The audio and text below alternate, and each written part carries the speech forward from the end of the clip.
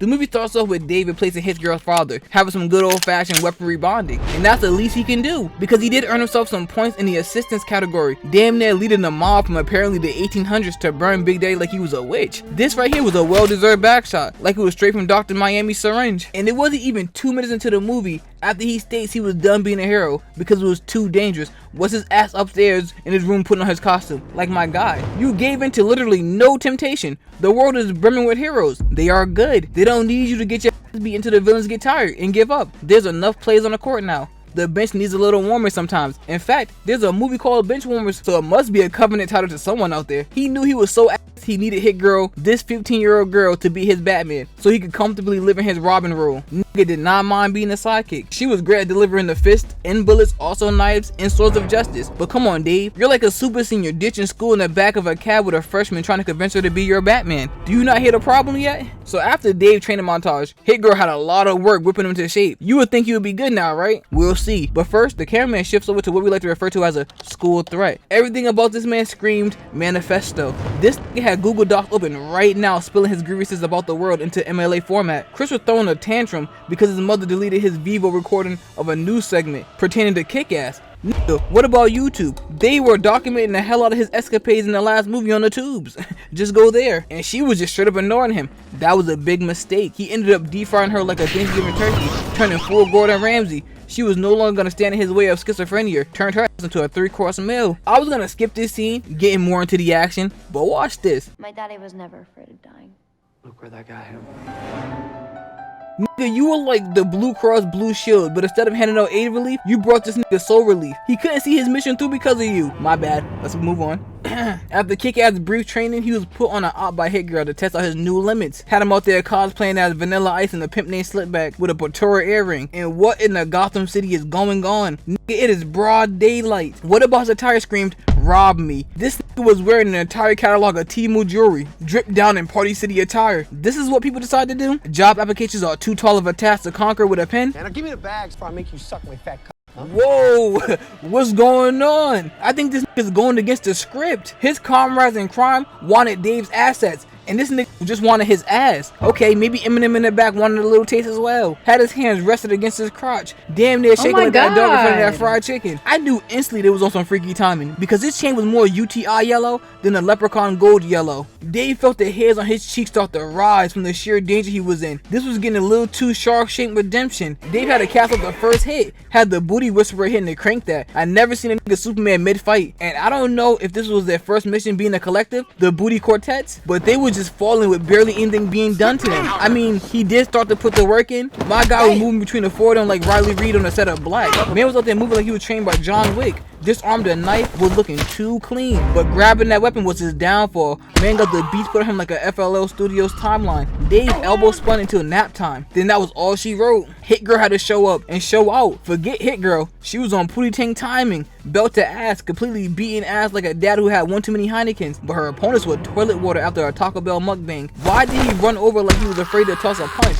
Man held his hand in the air like he wanted a high five. And they must have all went to the same YMCA to learn how to fight, because they were twinning in their display of ass. The main dude, even after being dissected like a frog during a random math science class, he still didn't learn. She pinned your foot to the ground with a bladed weapon. That's eye-opening. What did Craig say on Friday? Ain't nobody playing but you. And when she threatened to cut your hand off, you called her bluff? This nigga does not know how to play poker. Now he can't even shoo away bugs with both his hands. And for the first time in this universe, the cops actually pulled up. I'm shocked as well.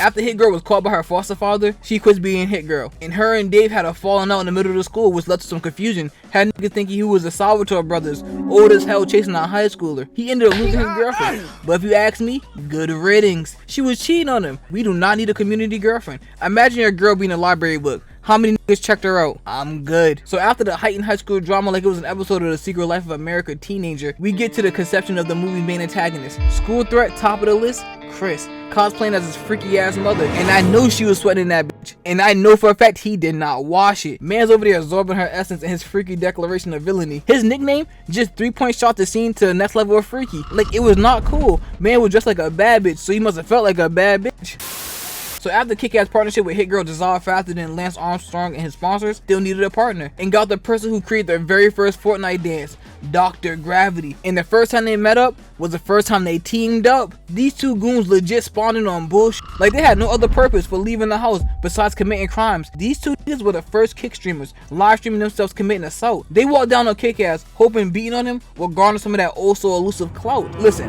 I try not to say it, but this nigga don't look a little too big to be holding that small ass camera. At least get the Sony FS6 or the alternative that was out during this time frame. Buttoned up, whipped out a baton and swung that bitch like it was his first day he had it. Nigga just got that thing dropped off by Amazon and he was on bullshit. Got himself hemmed up like clothes on a summer day and back laid on the ground. Gus moved around like the man popped a laxative. Man was so ass the cameraman had to hop in and jump Kick-Ass. Dave, I know it was a 1v2, but you really have to get back into the lab. Goku trained his entire trip to Namek. You have 2 weeks worth of cutscene trainings and now you think you're ready to fight somebody.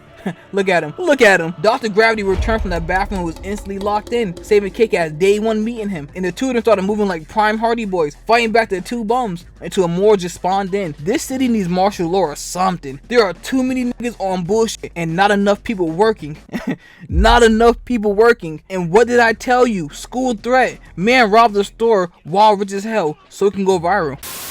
So Kick-Ass had his first meetup with the Justice League of Rejects, and they were having a sharing circle. Their backstories about why they became heroes and whatnot. Missing Child, Dead Sister, Liking Men, Ex-Mafia, a real coloring book of people. So Kick-Ass signed his 1-year deal with the Justice People, and we cut over to Chris receiving his training from a former UFC champion, Chuck. And boy, this nigga Chris just naturally ass. He was getting beat on by, is that the nigga from Get Out? Oh shit, damn you. Anyway, even with a sneak attack with a form like this, it was the same as getting smacked in the face with a wet noodle. And this scoop slam knocked the delusion about throwing hands from his mind so fast, man got up and said his superpower was money and offered the man that was beating on him money to beat on people for him, giving him the moniker Black Death. Nigga didn't even try. Seeing his skin color was like, black. What else is bad? Dying. Death. Nigga death. Black Death. I'ma say this before I get back to the action. Mindy left the superhero genre completely and is now playing the new girl and Bring It On. Over there outshining the popular girl. Okay, that's it. Dave was living in his LARPing superhero fantasy, really enjoying life, even going on their first mission as a group together, stopping a crime ring. Dave, let's talk. You can't really bang for real. How about starting smaller, like cleaning up after people who litter? And not to sound like a B with 4 more letters. Once that girl came out and it was this tall ass Asian man with a Mr. Clean shine, I'm gone. That nigga has a mega evolution. Look at our team. We don't have this. This is beyond what we can handle. What Stars and Stripes was asking him to do was the same thing as DJ Khaled thinking he was gonna crowd surf. It is possible, but not without a lot of pain. Mr. Stripes came in on bull. Stole this man's ability to breathe like Vander Decken when he ate a devil fruit. Imagine being a fisherman that can't breathe in water. Mr. Stripes was out there boosting his combo counter, feeding this man elbows like it was an all-you-can-eat buffet, finishing with his stick of justice. Then gonna turn around and tell them, have fun with the mission, because if not, what's the point? And I concur, because being a hero for free must be fun, because nigga, I need money. De Niro. They marched into the building and Stars and Stripes got to work. But pause. What hairstyle is my dude rocking over here? It was like he went to one of those GTA barbers and was like, fuck me up. And they did. Back to the action. Money and chips flying everywhere, and I need the money. I'm not Peter Parker broke, but some extra dividends would not hurt. And messed up haircut got the beat put on him first. My guy is already going through something. He needs a target to. A beating won't help him. And everyone was putting in work. Night B, saving Stars and Stripes before he became blood and spatter. Kick-Ass fully utilizing the magic of Tim's, using it to launch dude across the table with a perfect foreign Sparta kick. And when I tell you the performance these people were putting on was better than year 1 Kick-Ass, even Napoleon Dynamite was putting up better numbers in his rookie year. This team had Kick-Ass looking like a real MVP prospect. Man was moving like he didn't lose 2 times this movie already. And his teamwork with Night B was like it was forged through many battles and not one time in a bathroom stall with their costumes still on. A unity you see from Cloak and Dagger. Disney, I need another season. Daredevil. Too wild. For this first op, they dismantled this organization of nighttime gambling with relative ease, ended with a black market vasectomy and a round of interrogations. They needed the location of the girls. They were heroes after all. Freed the woman and gave them the 50K from the table to start over. Clap it up for them. Are you not clapping? They out here saving lives. Chris, aka Gimp Cosplayer, was still trying to piece together a team of evildoers, and this was his roster. He could have just put a bounty on Kick-Ass head like he was from the world government, and problem solved. The city was brimming with criminals, packed like a can of sardines. So, right after, we have to talk about Mindy's storyline, because this was a progression back into her hero persona. Her foster dad was so excited for her to be a regular kid, he was damn near feeding her to wolves in student clothing. She was brought to the woods for a party that was a setup, concocted by the most popular girl, fueled by jealousy of her own incompetence. Like, I don't like using this word, but it was cringy that an entire mob of people went along with the plans of a singular person for IRL ding dong ditch or something, whatever you call this act of monkey see monkey do. I'll be damned. Even if I was a follower, I'm not this degree of following somebody, nigga. That's crazy. After that, she went to Dave, who convinced her to become hit girl again, even if she doesn't wear her mask. And with that great advice, she went back to school the next day and confronted the cool girls and turned the movie into season 4 episode 8 of Family Guy. I'ma skip it, but just know this girl right here produced her very own chocolate fondue. She could start her business. Shitty pants. Now the story starts to heat up. Dave's father found his costume, causing Dave to grab 2.5 pairs of underwears and dip. And Chris's uncle caused this man to dip even further into his villain bag, killing his version of Alfred to send a message that he was true evil. But that was like when Dean broke the first seal in Supernatural. All hell broke loose afterwards. I didn't understand the uncle's plan. I really didn't. Why not just kill your nephew? I don't know how Chris and his rejects found Kick-Ass HQ, but him and Mother Russia pulled up first in tandem like a bike with 2 sets of handlebars, and Stars and Stripes upped his pistol only for her to call his bluff like they were playing Texas Hold'em. You can't shoot. You are a superhero. Do I like Batman? This is not DC Comics. I would have turned her ass into a big lead pencil if the gun worked. Then a rush poured in, and Mother Russian rushed in, disarming Stars and Stripes, messing up his knee in the process. And boy, it was like she could hear me, because Stars and Stripes was one click away from becoming a big. Good thing it was shooting blanks like a nigga with no swimmers, and Star thought he had a chance, only to end up breaking his own hand, then getting the T-boat treatment, becoming a nigga on a stick. They started trashing the place, but this confused me. Why in the hell would you keep your personal information at your secret headquarters, especially in a spot that's in plain sight? She wanted to get caught for real, so their next target was Night B. But before that, we have a scene with Marcus and Mindy, and he was telling her that she needs to let the police do their job. There's 5 niggas walking down the street in costumes in broad daylight, using the sun as one of their props in their buffoonery. And when they did show up, they just got blown up. They should not be getting this high while on duty. She single-handedly wiped out 3 scar cars, dumped the load into the second car like it was laundry day, ripped the door off the car, becoming Captain America, but the Russian variant, blocking bullets, making the first one taste the door before making the second one play death frisbee. More kept coming. Marcus, this is what you wanted? The next set of officers underwent the final destination treatment, sent to the afterlife first class on a lawnmower. This is not what handling looks like, and if it is, I think we have a different understanding, because after another set of officers pulled up, hopped out and instantly called for backup while arming themselves with a shotgun, only for her to already be on top of their car waiting to start on them. She jumped down dead ass in front of the shotgun. All he had to do was squeeze and give her a tummy tuck, a little liposuction, and problem solved. Nope, stood there, allowing her to kick his gun to the side, used the other officer's gun while it was still in his hand, hitting dude in his leg, having him take a knee like he was tying his shoe. Then they both just got wiped out. So the police solution, arrest everyone but the ones doing the killings. Woo! We were worried the crime would remain unsolved. So now that the Cape Vigilantes were getting arrested, Kick-Ass was on the list, but instead of Dave, it was his dad who took the charge. And this is why you keep your circle small, because Todd, the outcast demon, joined Chris Evil's league and got the snitching about Kick-Ass identity mad quick, and got his father killed. Like, damn Todd, you useless bitch. That will be the first nigga in my death note, not Chris. Him. See, Chris, we got an eye for an eye. I blew your dad up, you got mine taken out. We got an eye for an eye. We got a war going on. But that nigga Todd's a bitch. We move on to Dave having a funeral for his dad, and the cops are standing guard. But these cops are ass. They are standing guard doing what? The antagonist stood up in front of them, getting changed to launch their not so surprise attack. Marcus, get your ass up. This is help. This is how you help. The antagonist's plan was to shoot without discrimination and kidnap Kick-Ass, even though they almost killed him. And I must say, these villains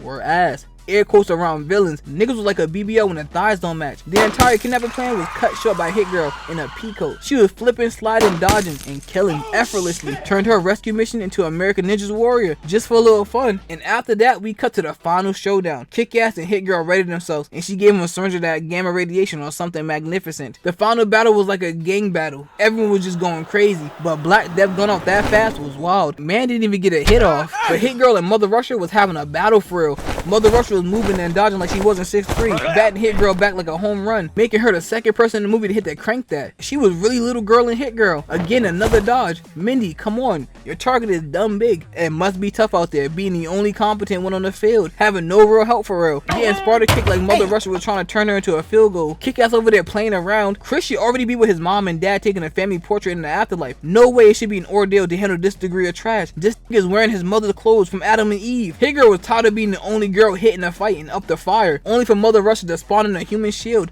like she studied Game Winners, memorizing all the cheats, using this nigga's helmet as her own weapon, then tossing to the side when she got close enough because she was confident in her own hands. No need for gimmicks. Fed Hit Girl a knuckle sandwich. Bitch was like a sloppy Joe. Then flipped her on her back like she was preparing a Krabby Patty. The secret ingredient was pain. The cameraman panned over to Kick-Ass and Chris, and boy, this was pissing me off. 2 trash fights in 2 separate movies, and Kick-Ass was trained a little bit, and he was still ass. No way a man in a gimp costume is rocky as shit. Your dad died for you to be this ass in a final fight? That's like Simba coming back and getting cooked by Scar. This is unacceptable. Got me feeling like lemon grab as I watched this sad performance. The cameraman was just as tight as I was and moved over to a real squabble, and Hit Girl was out there moving like she was a part of the Flying Graysons just for a secret weaponry to be useless. Hit Girl now understands how Tintin feels being a ninja in the Leaf Village. Even Dr. Gravity would put on a better performance than Kick-Ass. You would think his dad was the one that was packed up. Todd, no. Nigga, nothing you do matters. You. One more time.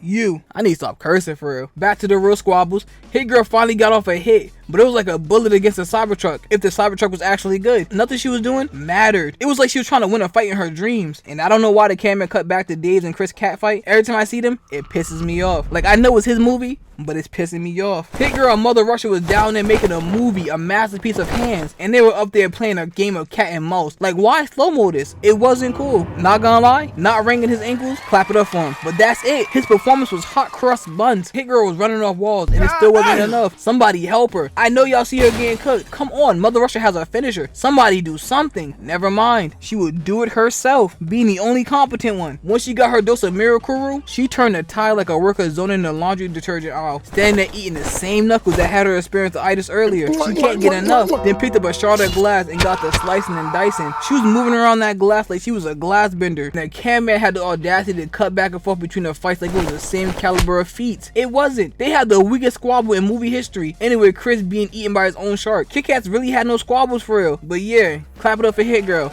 Another phenomenal performance. I hope you enjoyed. Until next time, take care.